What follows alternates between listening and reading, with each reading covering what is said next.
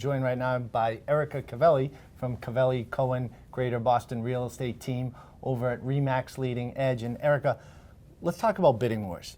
I understand you guys just sold a property over in Union Square for $500,000 over asking. How does that happen? Where does that start? Well, that is a phenomenon. It doesn't happen every day, but it does happen in this market. And we're fortunate, or our sellers are fortunate for the demand, really. And so how really bidding wars start in general is a lack of supply.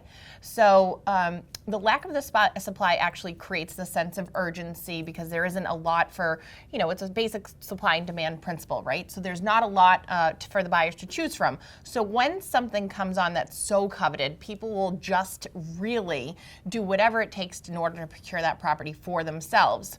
There are two accompanying parts in creating a bidding war. Some brokers will come in and they'll tell you to underprice the property, and this will automatically start a bidding war. Unfortunately, you can never predict that that's actually going to happen because there's a few accompanying parts that need to happen first to be able to make sure that you're going to create that bidding war. So if ultimately you come in and you say, hey, you know what, my plan is that I'm going to go in here, I'm going to underprice your property, and then we're going to be over X amount of money. 9 out of 10 times, it may or may not work, but it's not a sense of security.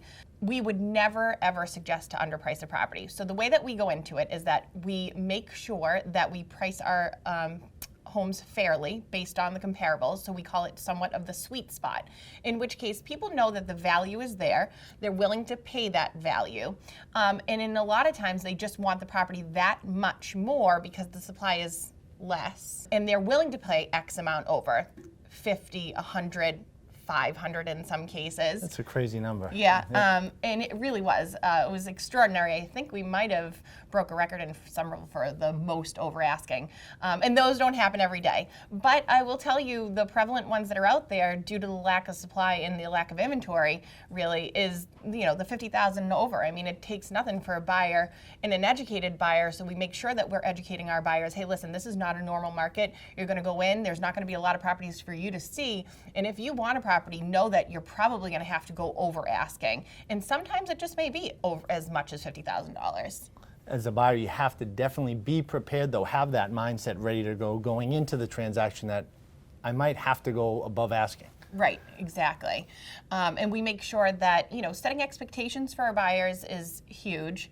But, back to, how we create that for the seller and how we create those bidding wars. I mean, we call it the accidental bidding war because we can never guarantee that a bidding war is going to happen. And of course, the seller really wants that to happen. But inevitably, so long as we priced it fairly, we know that at least that price got us where we should be in and around. And if we get over, well, then that's just gravy for the seller then, right? Because somebody was willing to pay that much more for it. Great information. Thank you, Erica. And if you're in the Medford, Greater Boston area and would like to connect with the Cavelli Cohen Greater Boston Real Estate Team, you can check out their website at cavellicohen.com, and we have more real estate tips just like this tip right here on boston.com.